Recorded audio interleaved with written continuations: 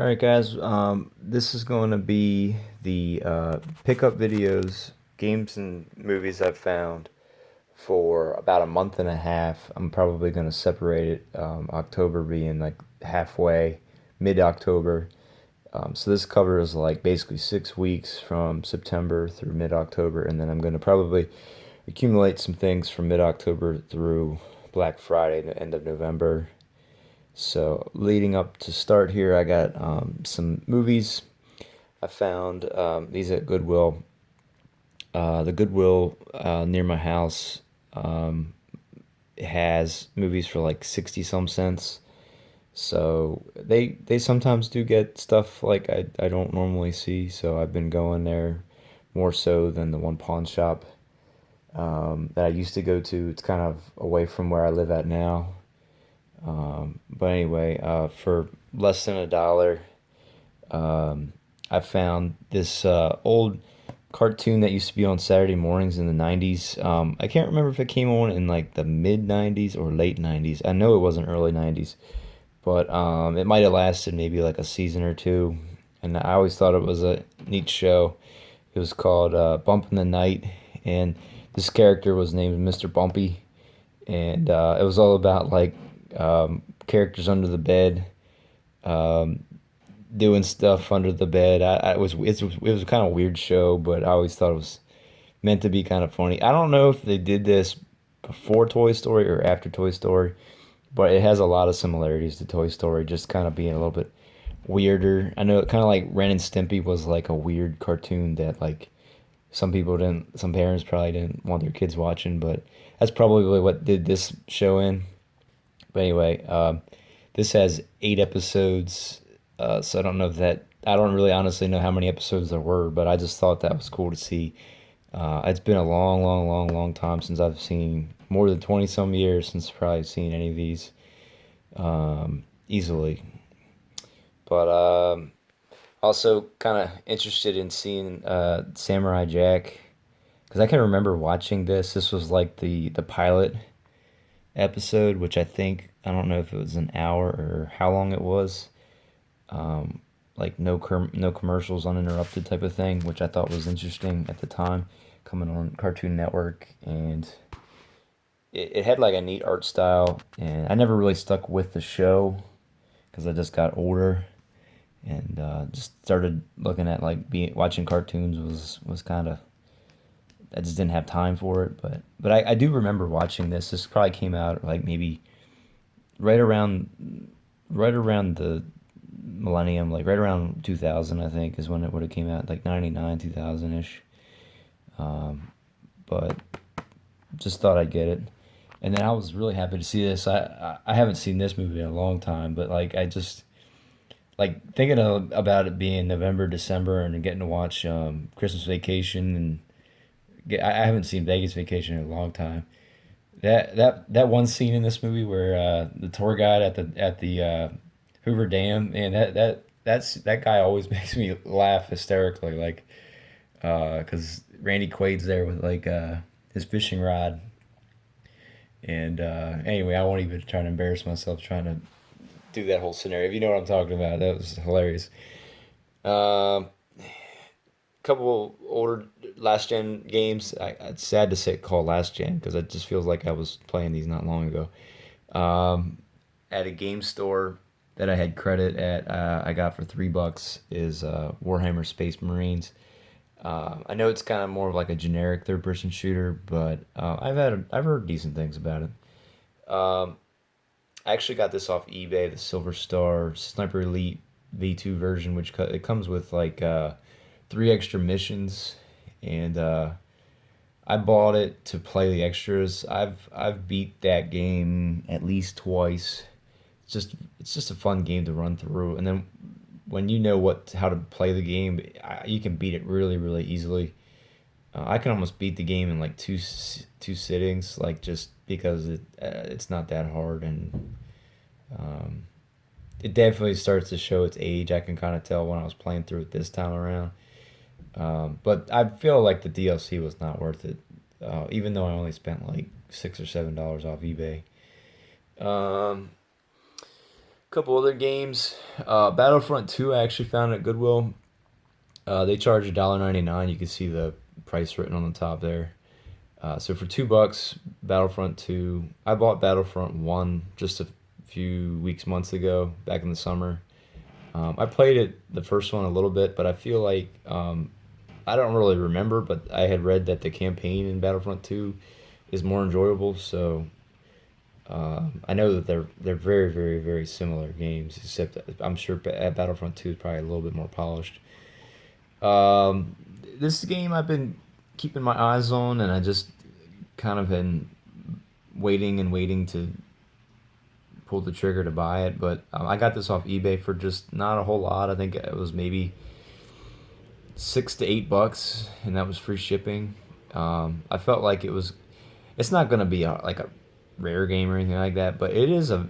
With what I've played, I played like maybe 30, 40 minutes of it, and it was fun.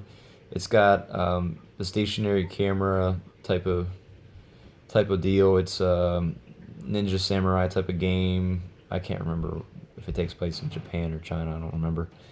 Um, it's very similar to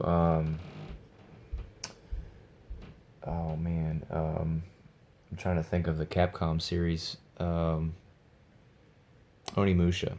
Yeah, I was thinking of Devil May Cry, but the Onimusha series. So I don't know. I think Onimusha probably came out first, and they realized it was successful. So this smaller development dev company probably looked at it as that we could make something like that and be able to do something similar.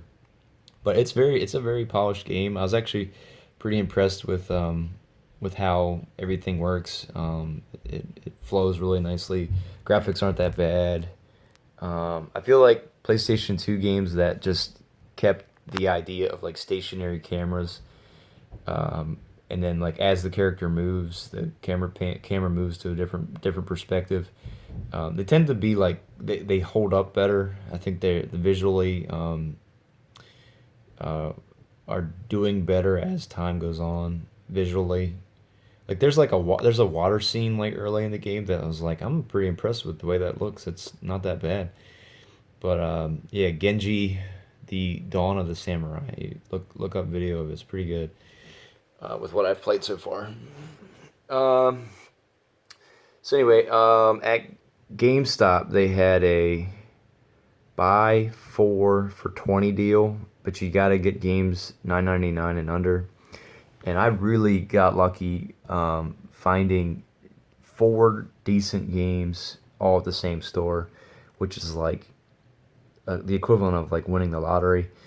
Um, all four of these games would be games that I definitely have been wishing on my wish list to have, and I was lucky enough to find them. So again, 9.99 is not what I paid, but when it was all said and done, they're basically $5 games, and then you actually I got them for even cheaper because then if you have the pro membership, they're basically like $4 a piece, which I was like amazed. So each one of these, Code of Princess for about $4, the Legend of K, the Anniversary Edition, $4, Wonderful 101 for $4. I haven't played that yet, and then Mario Tennis, which is amazing to see a Mario game in its case for $4, which I'm surprised no one got that, especially if you were looking for a 9.99 game and you were desperate to find something. But anyway, I played Code of Princess a little bit, and I mean, I know it's supposed to be from the makers of, not Guardian Heroes, Guardian Legend, no, the Sega Saturn game. Oh man, I'm losing my train of thought right now. I guess it is Guardian Heroes. There's a Sega Genesis game that always. Anyway, Zombie U was another one I got at GameStop. It literally was like $2.99 plus the pro discount. It was like basically like $2.50, like finding it at Goodwill. I played that for a little bit, and The only thing that would make this game better is if you weren't forced to have to use stuff with the gamepad. It's just like ridiculously forced. Is unbelievable. Um, with store credit at a game store, like an actual mom and pop store that I had credit for, I had like $16 left, and I just figured I would get this game. I don't know if it was really worth it, but I wasn't sure when I would go back to the store because it's not really close to where I live. But my son really loves the turtles lately, so I figured if it's gonna make him happy, then it's worth it. We actually played this a lot over the weekend, and I think we're pretty much done with it. There's one more boss. Everything that reviews said about this game is exactly right. Like it is very bland, repetitive game. It needed more to it to make it better. It's just like everything about like the settings are very boring. Like it's almost like playing like a I don't want to say PlayStation 1 game, but playing like a PlayStation 2 game with like some decent visuals here and there.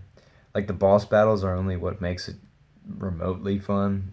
Like if it was just like a boss rush game where you just played lots and lots of different types of bosses and you could play with co-op, that would probably have been better than the monotony of just like killing or not killing. The turtles don't kill. Beating up just regular, just basic little ninja guys is what makes the game not really that great. They needed to rethink this game a little bit more. They probably rushed it, I'm sure. The other game that I did use my store credit with that I just was like, what the heck, I'll pre-order this game because I've been kind of figuring out what can I use my money for at that store. But I ended up pre-ordering this game called Indivisible, and I've been keeping my eyes on this for more than a year. I'd say almost 2 years. I played this for a little bit, and it's okay. I feel like I was playing it on easy, and it takes a lot of strategy. So it is like an action RPG, but then it turns to a turn-based action RPG where like you have to kind of really strategize the enemy patterns and like the way the enemies are. If you don't use your characters in a set pattern, then you probably won't beat the battle or beat whatever mini boss, sub boss type thing. That's kind of where I was stuck at actually. Like I reached a save point, and then like I guess I just need to kind of go back and grind a little more to just like any other RPG.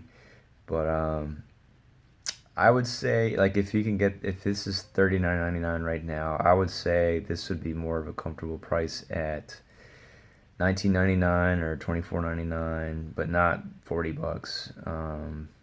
That's just me personally because I'm a cheapskate. Um, a game I got back in September. I played it for a little bit and haven't gone back to it, but it's a game called Bridge Constructor Compilation.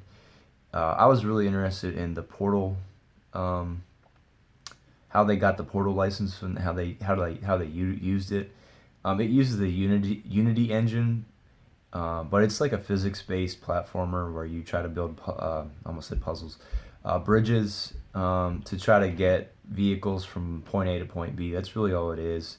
And there's just three different versions of it, and it was really cheap. I imported it from a website I've been finding games on, so you can kind of see with the game beside it. They have the green logo. So I've been importing some games because one website has the prices of games are pretty reduced compared to buying them off of like Amazon or Best Buy here in the United States. Um, Amazon had this marked down in price. This was $20. I played this for a little bit, but just because of I set the violence up pretty high, which I kind of regret because it's like now I can't play this until my son goes to sleep. I mean, obviously, probably could change the setting, but there's some parts where you beat up guys so badly that like their heads explode and stuff like that. So that would not do well for my son. um, Wait, we'll go over this way. GameStop had a Pro Day sale, and I bought this. This was $20. 1999 is still sealed. I haven't opened it up yet. I have played Diablo 3. I just wanted this version because it's the best version that is available for it right now. And then I also picked up Enter the Gungeon was 1999 as well. I played that a little bit. It's a good. I like twin stick shooters. I can see myself going back to it and playing it more. Um, Limited run game. I got Transistor. It's a PlayStation 4 game by Supergiant Games. They're the same company that made Bastion, which I really support Bastion. Bastion was probably one of the earliest indie games that kind of got me into like following indie games. But Transistor was kind of like their follow up to Bastion, and it was good. I remember playing it on Steam. I never beat it, but I played it for a few hours on my Steam account, and it's really interesting. Kind of like strategy RPG. You can slow things down, and you can definitely tell it's an indie game. It's not kind of like Bastion. They're not like AAA games, but they're still really well made games. Like very creative. But anyway, Transistor's good. I'm glad I got it. It's nice to have it in my collection. And then I also pre-ordered, basically pre-ordered Freedom Planet on the Switch, and I was playing that last night. I actually probably will play that when I'm done making this video.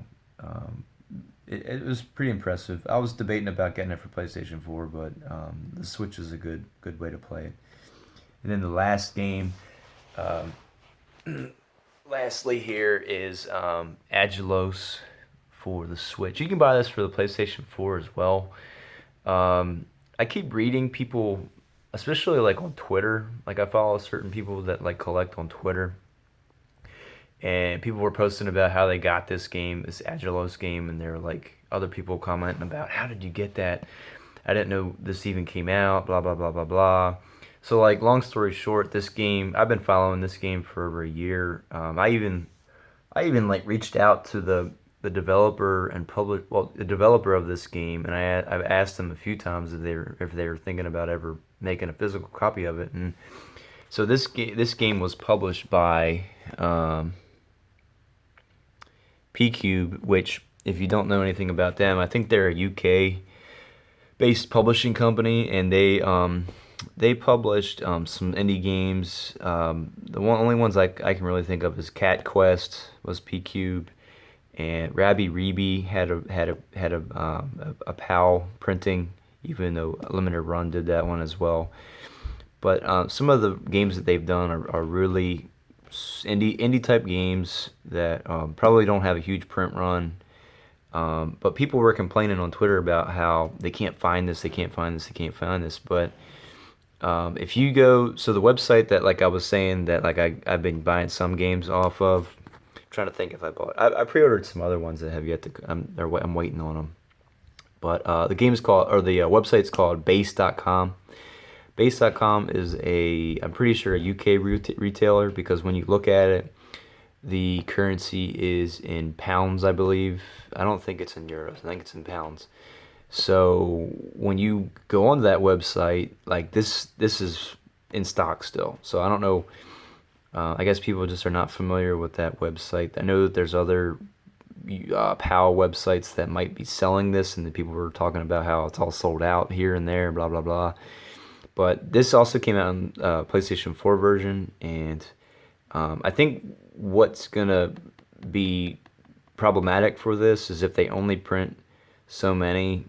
I'm sure that if there's enough of a demand, they could print more copies of it. But this is actually a pretty cheap game. Like the way they set the bar pretty low for how much it cost.